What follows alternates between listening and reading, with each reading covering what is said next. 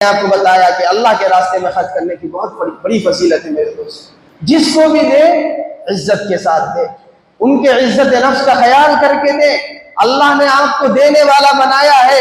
आप जिसको भी देंगे गुरबा को, आपको ये बात याद रख लेना चाहिए कि उन गुरबा की इज्जत का ख्याल हमारे जहन में होना चाहिए।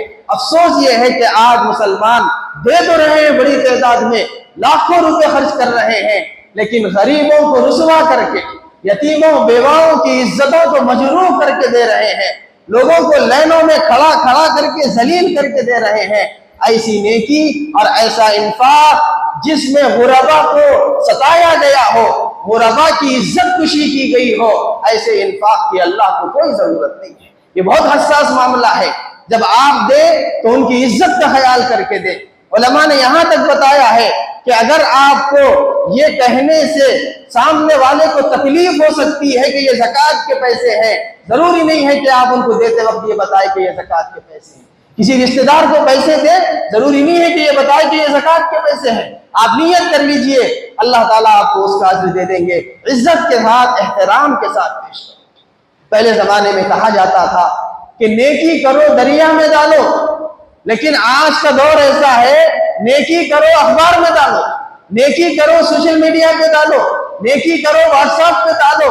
100-200 रुपये की साड़ी भी अगर दे रहा है ज़कात में, तो 10 फोटोआं लेकर उस गरीब की तौहीन कर रहा है।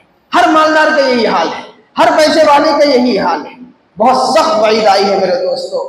बहुत दिलों का एहतराम करके, इज्जतों का ख्याल करके अल्लाह के रास्ते में खर्च करो।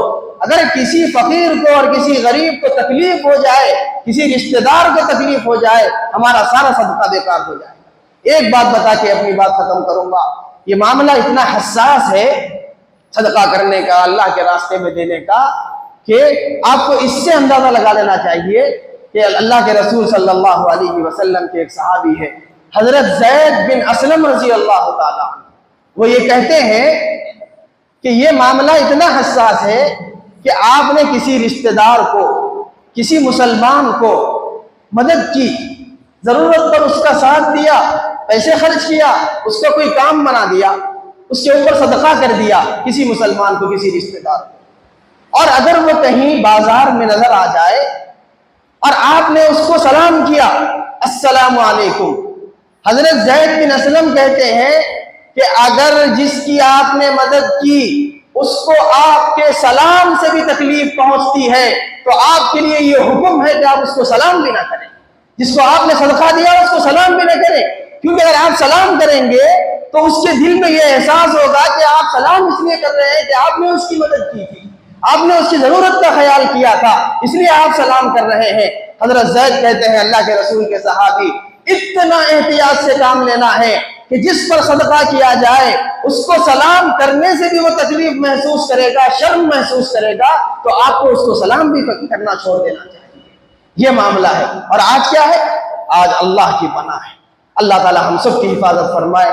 गरीबों को रुस्वा मत कीजिए मेरे दोस्तों, यतीमों की आहें मत लीजिए, और इस माह मुबारक में अल्लाह के रास्ते में ज्यादा से ज्यादा खर्च करने की फिक्र कीजिए। ज़कात को और सदक़ातुल फ़ित्र को अदा कीजिए।